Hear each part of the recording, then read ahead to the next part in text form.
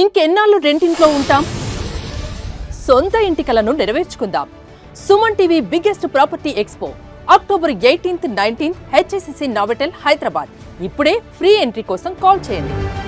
CPI party రాష్ట్ర ప్రధాన కార్యదర్శి అయినటువంటి మన స్థానిక శాసనసభ్యులు కోనంనేని సాంబశివరావు గారు ఈ అసెంబ్లీలో కూడా బీసీల గురించి గట్టిగా పోరాటం చేసి కలబొల్లి మాటలతో కబుర్లతో కాలయాపన చేయొద్దు, వారు బీసీలకు కంపల్సరీ పీడిత వర్గాల గురించి ఫస్ట్ నుంచి పోరాడేటువంటి పార్టీ సిపిఐ పార్టీ అని చెప్పి వారు అసెంబ్లీలో గళమెత్తి కూడా దీని గురించి ఏకగ్రీవ తీర్మానం రోజు మాట్లాడారు. వారు ఈ సమస్య మీద మేము భవిష్యత్తులో కూడా పోరాటం చేస్తామన్నారు. మా జాతీయ అధ్యక్షుడు ఆర్ కృష్ణ గారు సిపిఐ పార్టీ రాష్ట్ర కార్యదర్శి కోనంనేని సాంబశివరావు గారికి మగ్దుభవన్లో కలిసి వారి మద్దతు కోరటం, వారు మేము ప్రత్యక్షంగా మీ కొరకు మేము పోరాటంలో పాల్గొంటామన్నారు. అందులో భాగంగా ఈరోజు వాళ్ళు ఇచ్చినటువంటి హక్కుల సాధన సమితి కార్యక్రమం విజయవంతం చేసినందుకు మన స్థానిక నాయకులు జమ్లా గారికి మరి సిపిఐ నాయకులందరికీ కూడా కృతజ్ఞతలు తెలియజేస్తూ ఒక విషయం చెప్పాలనుకుంటున్నా.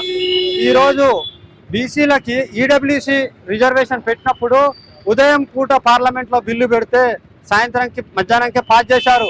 సాయంత్రం కల్లా రాష్ట్రపతి భవన్కి వెళ్ళిపోయింది. తెల్లారి పొద్దున్నే గెజిట్ రూపంలో వచ్చినప్పుడు 10% రిజర్వేషన్ అమలు చేసేటప్పుడు ఎవడు కోర్టులో అయ్యాడు, ఎవడు అబ్జెక్షన్ పెట్టాడు, ఏ పార్టీ వాడు అందరినీ అడగరు, ఏకగ్రీవం ఉండదు. అయినా కూడా ఈ రాష్ట్ర ప్రభుత్వము ఏకగ్రీవం చేసి పెట్టినా కూడా దానిని అమలు కాకుండా అడ్డుకుంటున్నారు. అంటే కావాలని బీసీలను మభ్యపెట్టేటువంటి ప్రయత్నం చేస్తున్నారు.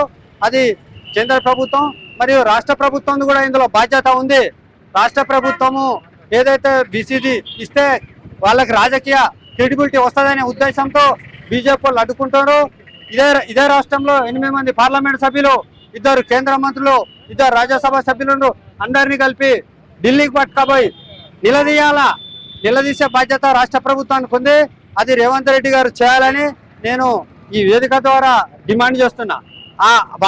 వాళ్ళను దోషులుగా నిలబెట్టాలి అంటే వాళ్ళని కంపల్సరీ ఢిల్లీ దాకా తీసుకుపోవాలా. అఖిలపక్ష అన్ని పార్టీ వాళ్ళని పట్టుకపోయి అడగాల. 9th షెడ్యూల్లో పెట్టకుండా అమలు కాదు. మన ఈ ఒక్క తెలంగాణనే కాదు,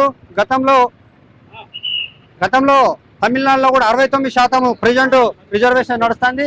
దానికి 9th షెడ్యూల్లో చేర్చిన తర్వాతకే అది అమలు జరిగింది.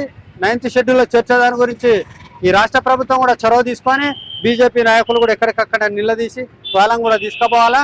తర్వాతకి ఈ కేంద్ర ప్రభుత్వం షెడ్యూల్లో చేర్చి దిశలకు న్యాయం చేయాలా. చేయకపోతే భవిష్యత్తులో బీజేపీ చాలా భారీ మూల్యం చెల్లించుకుంటుందని తెలియజేస్తుంది. భద్రాద్రి కొత్తగూడెం జిల్లాలో ఏదైతే బీసీలకు 42% రిజర్వేషన్ అమలు చేసి స్థానిక సంస్థలకు పోవాలని చెప్పి ఇవాళ సంపూర్ణ మద్దతు ప్రకటించినటువంటి భారత కమ్యూనిస్టు పార్టీకి, రాష్ట్ర పార్టీకి ఈరోజు మేము బీసీ సంఘాల తరఫున హృదయపూర్వక ధన్యవాదాలు తెలియజేస్తా ఉన్నాం. ఇవాళ బీసీల సమస్య ఈ రోజు కాదు, 75 సంవత్సరాలుగా ఈ భారతదేశంలో సమస్య ఉందంటే అది బీసీల సమస్య అని చెప్పి ఈ సందర్భంగా మేము చెప్తా ఉన్నాం. 75 సంవత్సరాలుగా ఈ దేశంలో, ఈ రాష్ట్రంలో అగ్రవర్ణ పాలక పార్టీలు బీసీలను మోసం చేసి అణగదొక్కి రాజకీయ అంతరానితనానికి గురి చేస్తున్నటువంటి సందర్భం దేశంలో స్పష్టంగా ఉంది. ఇప్పటికైనా పాలక అగ్రవర్ణ పార్టీలారా మా బీసీల మీద పెత్తనం చెలాయించే రోజులు పోయినాయని చెప్పి మీకు ఈ సందర్భంగా మేము హెచ్చరిస్తా ఉన్నాం. ఏదైతే మీరు 42% రిజర్వేషన్ అమలు చేస్తున్నారో వాస్తవంగా బీసీ జనాభా 56% ఉంటే మీరు చెప్పేది 42. ఆ 42% కూడా ఇవాళ తెలంగాణ రాష్ట్ర అసెంబ్లీలో అన్ని పార్టీలు అమలు చేసినా కానీ ఇవాళ గవర్నర్ సంతకం పెట్టకపోవడాన్ని మేము తీవ్రంగా బీసీ సంఘాలుగా ఖండిస్తా ఉన్నాం. ఏమిటి మీ ఉద్దేశం?